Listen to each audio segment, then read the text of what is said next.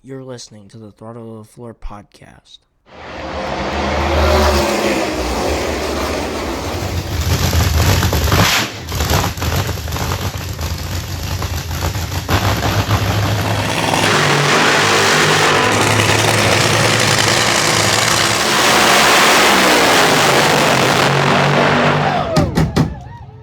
Hey y'all, welcome to today's episode of the Throttle to the Floor podcast. I'm your host, Earnest, here today with my co-host, Evan Sager. Hello, y'all. Got a quick preview show tonight before we tune in and watch the truck series race tonight. So let's just get into it, jump right in. First, I want to mention Nashville's trying to say that they can support 2 cup races per year. I mean, I think they could do it. I mean, the city's growing. They have the infrastructure for it. I feel like they could host 2 weekends, but what race would we take out instead they would have 2 national races? That's the only thing I would be kind of concerned about. I feel like probably Spring Bristol. I could see that. I mean, that would be like the only logistical swap they could do, since it's not like a road course. I mean, I know we're losing San Diego next year because that's a one-off thing, but yeah. I just don't know. I feel like San Diego should be replaced with Road America, and then if you keep IndyCar that same weekend, it's boom, you automatically have another NASCAR IndyCar doubleheader. So, I just don't know what they would do. I don't know. But it's a theory going around the garage right now, but we'll cross that bridge and if we actually get any truth behind that. Yeah. I mean, NASCAR's not going to release next year's schedule till probably August at the minimum. Yeah. I want to get to now NHRA in Phoenix. They got very hot temperatures this weekend. They moved up some of the start times, but thanks to all the hot temps outside and even the even hotter track temps, lots of cars, they weren't even able to make a full pole all the way down the racetrack. But the best to do it was provisional number 1 qualifier in Top Fuel, Maddie Gordon. That's right, 2 weeks after a semifinal appearance in her Top Fuel debut at the Gator Nationals. Maddie Gordon currently is the provisional number 1 qualifier in Top Fuel with her 3.844 run at 329.42 miles an hour in Q1.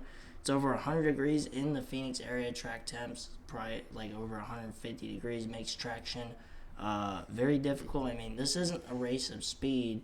This is a race of control and restraint and trying to just not lose traction down track. And if you put all those ingredients together, you might just be able to hold a Diamond Wally on Sunday evening after the conclusion of the race. But all in all, if you're heading to the track tomorrow or stay hydrated, or heading on Sunday especially, definitely make sure to stay hydrated, because it's hot. Yeah, got half and half meteorologist Evan Sager here. It's different. It's a different kind of heat than our heat. Yeah, or like the southeast kind of heat. It's a dry heat. Yeah, it's a dry heat. It's just pummeling you. It's not like a wet heat where you can't breathe. Yeah.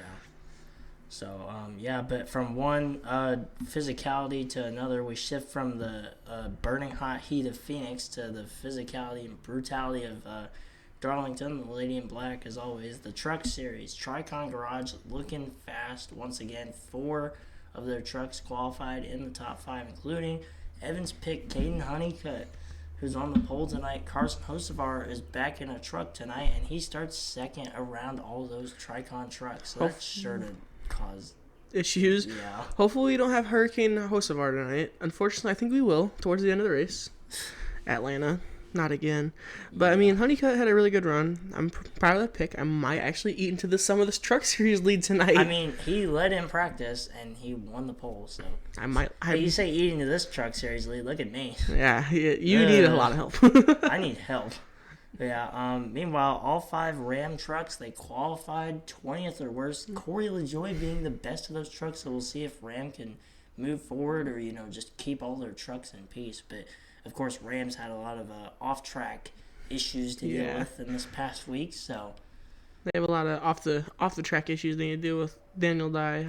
If you didn't watch our previous episode, we kind of dove into that whole ordeal, but that whole situation is just rough for Ram. First year, and they're having a lot of issues on track and off the track, which is unfortunate for Ram. But yeah, and I mean we're only in the 4th event of this truck season, and already there's just Rams just getting pummeled with more issues. I mean, and it's tough being a new new manufacturer in the truck series, and of course Dodge is trying to come back to the top two series with O'Reilly's and Cup, which I think they're still trying to do that. They were trying to say, oh, we'll be back in 27. I don't see it personally. I don't believe it.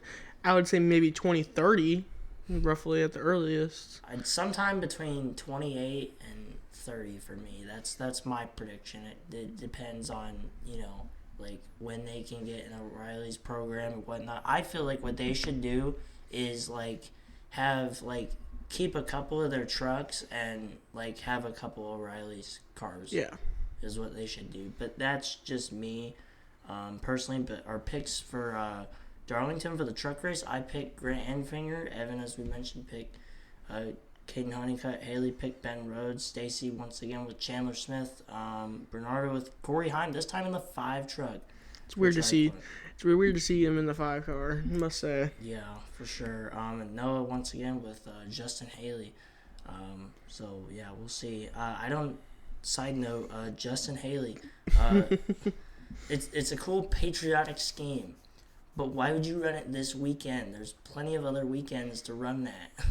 Yeah, July 4th weekend. Well, I don't know if they're racing in Chicago. They do not race at Chicago in July 4th weekend. Okay, but still, take that back. There's plenty of other weekends. You could run at Charlotte, Memorial Day weekend. You could run it at Charlotte then, And it's like you have the other 4 Ram trucks all running great throwbacks, and then it's just. Then you got Justin Haley. Yeah, you got Justin Haley, but bygones be bygones, I guess. Getting to O'Reilly's, can JGR, Joe Gibbs Racing, can they dominate again? They've won 3 of the last 4 Darlington races with 3 different drivers, and can Larson win in the 88 car again as he did last week, even though he wasn't even planning on starting? And we still hope that Alex Bowman can recover from his vertigo symptoms, although it's going to take some time for sure. Yeah. I wonder if NASCAR's going to give him a waiver or not.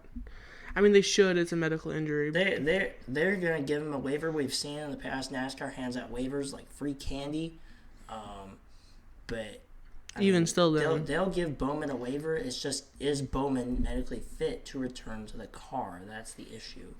I mean, and it's not going to happen for at least like another month because, he was supposed to be in the 88 car in the O'Reilly series scheduled for this week, but Larson's going to replace him, and he's already been confirmed to miss the next 3 Cup races through at least Spring Bristol, so we'll see. But the earliest he can return is Spring Kansas on April 19th, so like basically a month from now. Day after my birthday. Yeah. But it might be later than that. I think it might be late May. I think it's going to be coming 600? back. Yeah. I'd say around the 600 weekend he's going to return. I can see it. Or the All-Star weekend. Yeah. Yeah, I can see that.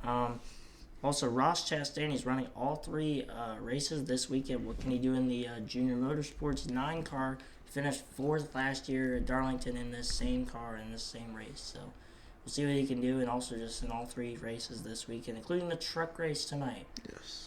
So, yeah, I think I know there's a lot doing double duty, but he might be the only one doing triple duty. I think he is the only one from that. Maybe Hostbar's. Mm-hmm. I don't think he races extended this weekend. I don't think O'Reilly's. Get it right.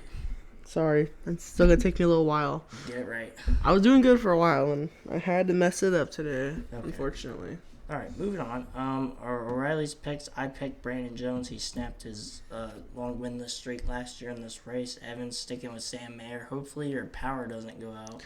Yeah. Hopefully they learned from last week. Hopefully. Fingers crossed. Fingers and toes crossed. Yes. Haley's going with Justin Allgaier, who we mentioned that 3 of the last 4 Darlington races were won by JGR Toyotas. The one exception was Allgaier. Yeah. Stacy's sticking with Jesse Love. Bernardo's going with Austin Hill. Hopefully they don't cause trouble. Yeah. But you can say the same thing about hopefully Corey Day doesn't cause trouble. So we'll see. And Noah's going with Harrison Burton. Does Harrison Burton turn left? Hopefully he's learned from his mistakes. Yes. That's all I'm going to say.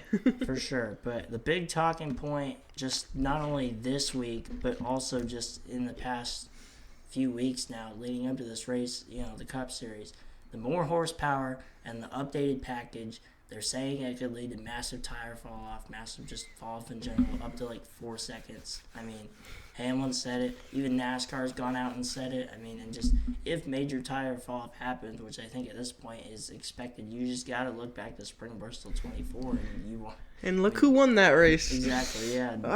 Denny Hamlin, the king of tire saving, and I mean, I think he's got to be for sure the favorite coming into this weekend. He won this race last year, granted under much different circumstances, but still. And of course, he won last week at Las Vegas, notching his 61st career win, also under much differing circumstances. But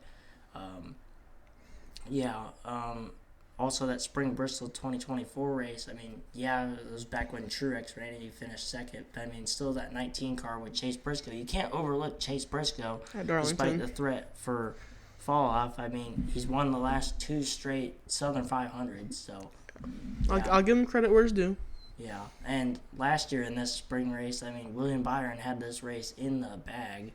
I think we all remember what happened in that race. Hey, he still finished second to Denny Hamlin despite all that late race chaos. But and speaking of William Byron, my pick this week is William Byron. Hopefully he can close the deal, unlike last year. He led like the first 240 laps in a row from the pole and then got caught up in the whole mumble jumble and still finished second to Denny Hamlin in that Carl Edwards throwback.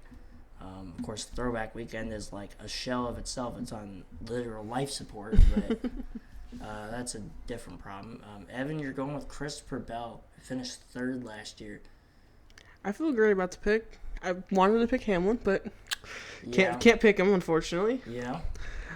But if Hamlin doesn't win this weekend, I'm going to pick him for the next weekend. I mean, Bell has won an O'Reilly's race here recently. He won it a couple years ago. Just can he get a cup win here? I mean, Bell's definitely a good pick. It's just, can he manage his tires? Yeah.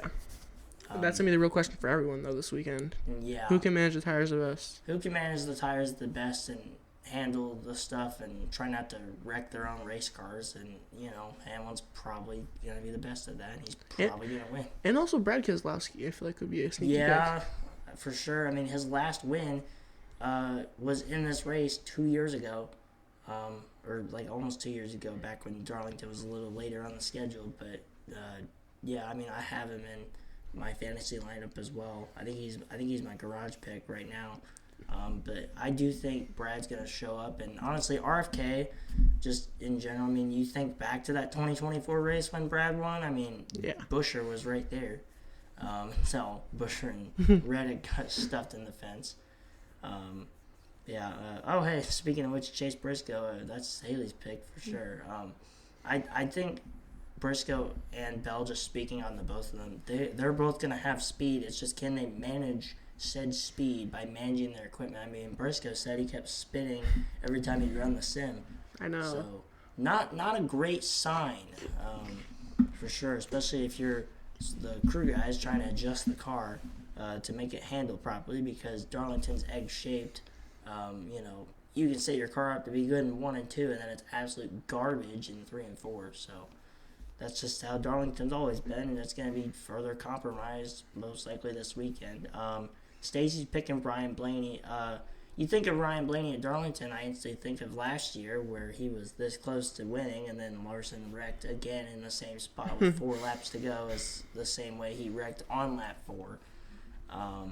But normally Blaney's not really all that great at Darlington, so yeah, but we'll see what he can do. I mean, Blaney isn't a rookie, obviously, but I mean he hasn't been around for as long as guys like Hamlin and Keselowski and whatnot. But I mean, the equalizer this weekend is going to be the tires and the increased horsepower putting strain on said tires. So, just like you said, who can save the best? Yes. That's who's going to most likely win this race.